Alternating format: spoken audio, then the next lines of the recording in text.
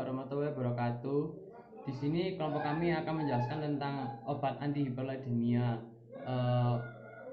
Berapa sih penggolongan obat antihiperlidemia itu? Yaitu ada 5. Yang pertama adalah obat golongan inhibitor HMG reduktase. Yang kedua adalah obat golongan resin pertukaran anion. Yang ketiga adalah asam nikotinat. Yang keempat adalah fibrat.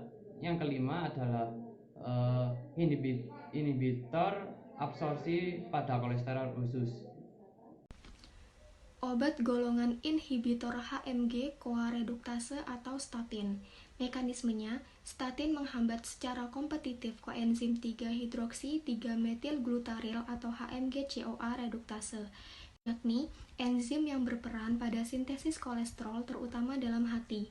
Penghambatan enzim ini menyebabkan penurunan konsentrasi kolesterol seluler sementara, kemudian mengaktifkan kaskade sinyal seluler dan berpuncak pada aktivasi protein pengikat elemen regulasi sterol atau SREBP. Faktor transkripsi yang mengatur ekspresi gen yang mengkodekan reseptor LDL. Ekspresi reseptor LDL yang meningkat menyebabkan peningkatan penyerapan LDL plasma dan akibatnya menurunkan kadar kolesterol LDL dalam plasma. Sekitar 70% reseptor LDL diekspresikan oleh hepatosit dan sisanya diekspresikan oleh berbagai sel di dalam tubuh.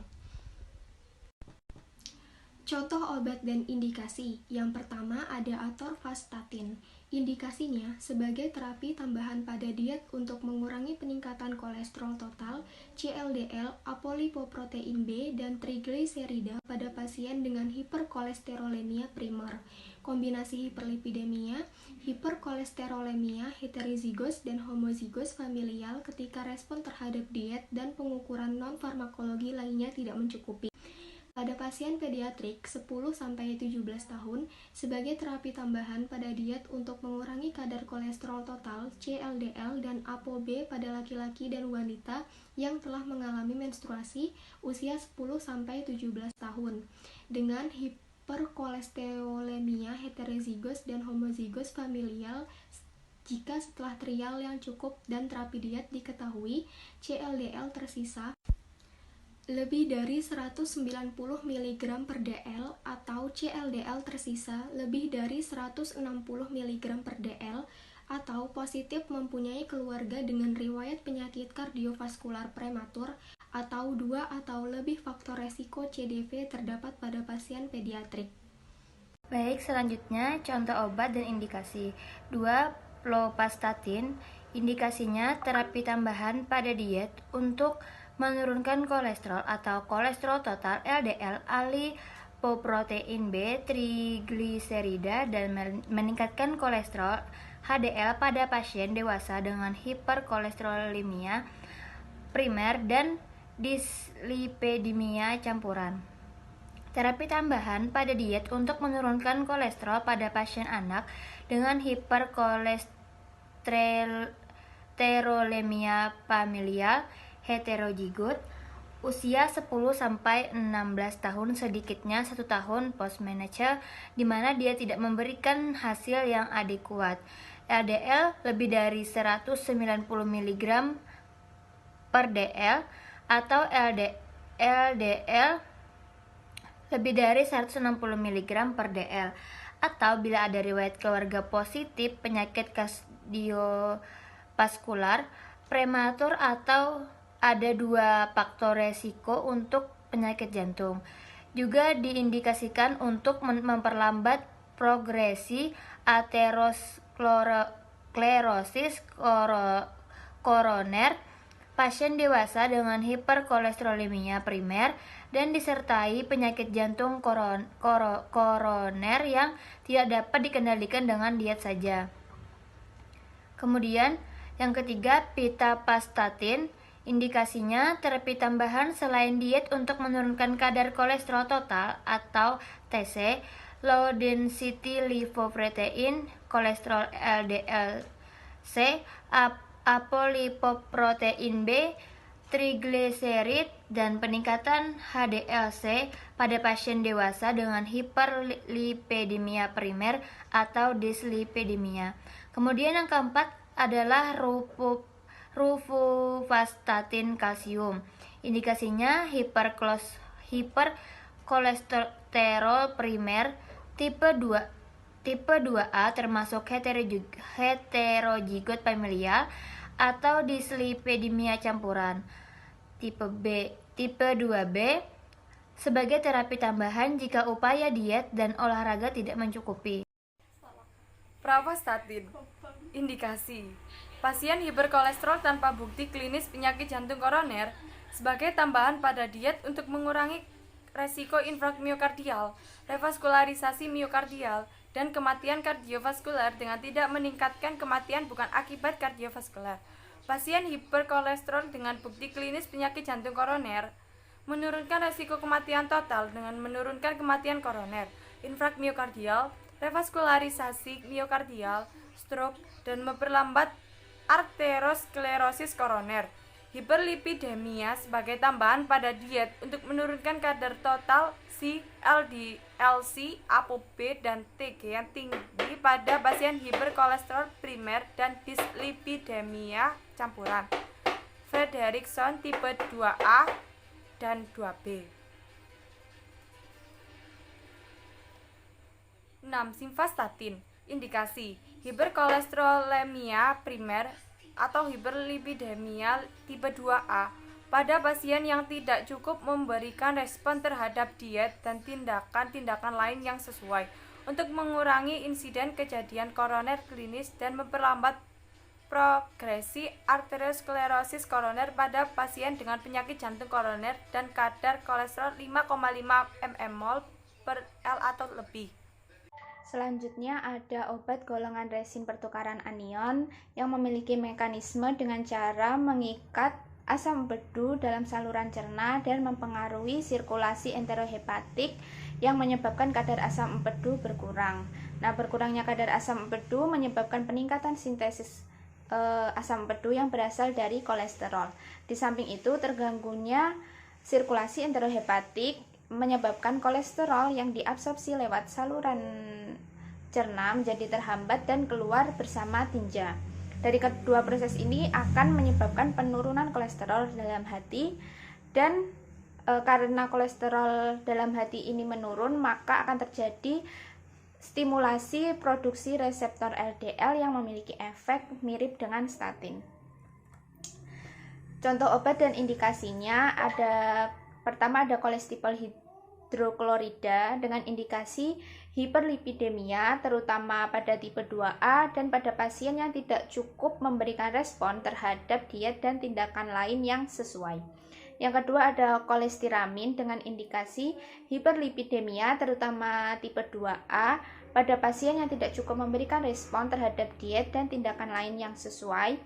Pencegahan primer penyakit jantung koroner pada pria, lalu usia 35-59 tahun dengan hiperkolesterolemia primer yang tidak responsif terhadap diet dan tindakan lain yang relevan.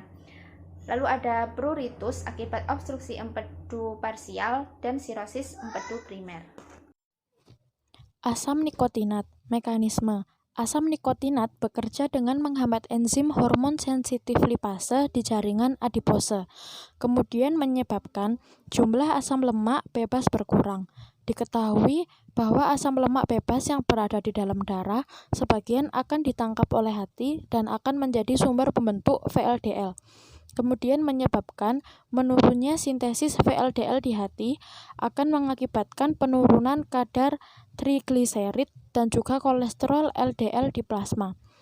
Asam nikotinat mengurangi pelepasan VLDL dan kemudian menurunkan trigliserida plasma sekitar 30-50%. 9 asam nikotinat juga menurunkan kolesterol sebanyak 10-20% dan meningkatkan HDL.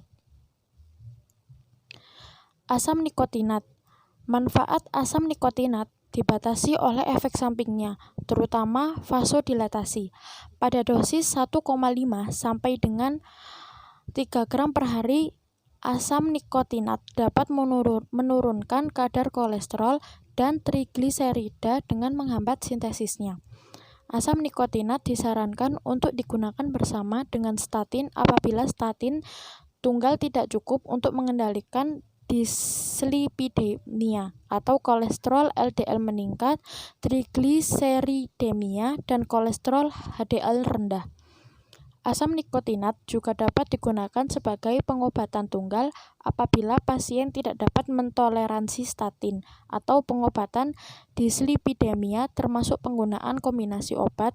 Indikasi, terapi tambahan pada upaya diet dan olahraga tidak merespon dengan cukup, dengan menurunkan kadar TC, LDL-C, ApoB, dan TG, dan meningkatkan HDL-C pada pasien dengan hiperkolesterolemia atau heterozigot familial dan non-familial, dan mixed dyslipidemia atau Frederickson, Tipela, dan IIP.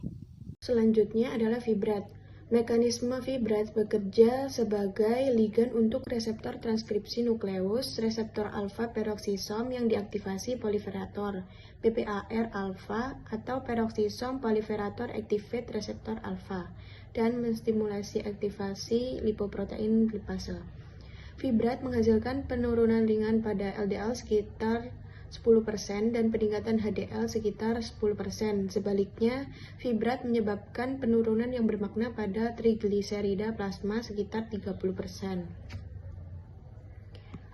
Lalu, contoh obat dan indikasi. Yang pertama ada bezafibrat. Indikasinya hiperlipidemia tipe 2A, 2B, 3, 4, dan 5 pada pasien yang tidak cukup memberikan respon terhadap diet dan tindakan-tindakan lain yang sesuai. Yang kedua, fenofibrat. Indikasinya hiperlipidemia tipe 2A, 2B, 3, 4, dan 5 pada pasien yang tidak merespon dengan cukup terhadap diet dan tindakan-tindakan lain yang sesuai. Yang ketiga, clofibrat. Indikasinya hiperlipidemia tipe 2A, 2B, 3, 4, dan 5 pada pasien yang tidak merespon dengan cukup terhadap diet dan tindakan-tindakan lain yang sesuai. Contoh obat dan indikasi. Selanjutnya yang nomor 4 itu ada gemfibrozil. Indikasinya pencegahan primer penyakit jantung koroner pada pria usia 40-55 tahun dengan hiperlipidemia yang tidak merespon dengan baik terhadap diet. Hiperkolesterolemia dengan dislipidemia dan hipertrigliseridemia atau dengan klasifikasi Fredrickson tipe 2A, 2B, dan 4. Terapi hiperlipidemia lain seperti Fredrickson tipe 3 dan 5. Dislipidemia akibat diabetes dan santoma akibat dislipidemia. Yang kelima yaitu ada ciprofibrat. Indikasinya di sini itu ada hiperlipidemia tipe 2A, 2B, 3, dan 4 pada pasien yang tidak memberikan respon dengan baik terhadap diet. Selanjutnya itu ada inhibitor pada absorpsi kolesterol usus. Mekanismenya, obat golongan ini menurunkan penyerapan kolesterol dan menurunkan kolesterol LDL sekitar 18% dengan sedikit perubahan pada kolesterol HDL. Hal ini mungkin sinergis dengan statin sehingga menjadi terapi kombinasi yang baik. Contoh obat dan indikasinya, contoh obatnya di sini itu ada ezetimibe. Indikasinya hiperkolesterolemia primer diberikan tunggal atau kombinasi dengan inhibitor HMG CoA reduktase atau statin dan homozigous familial hiperkolesterolemia kombinasi dengan statin. Sekian dari kelompok kami, kurang lebihnya mohon maaf. Wassalamualaikum warahmatullahi wabarakatuh.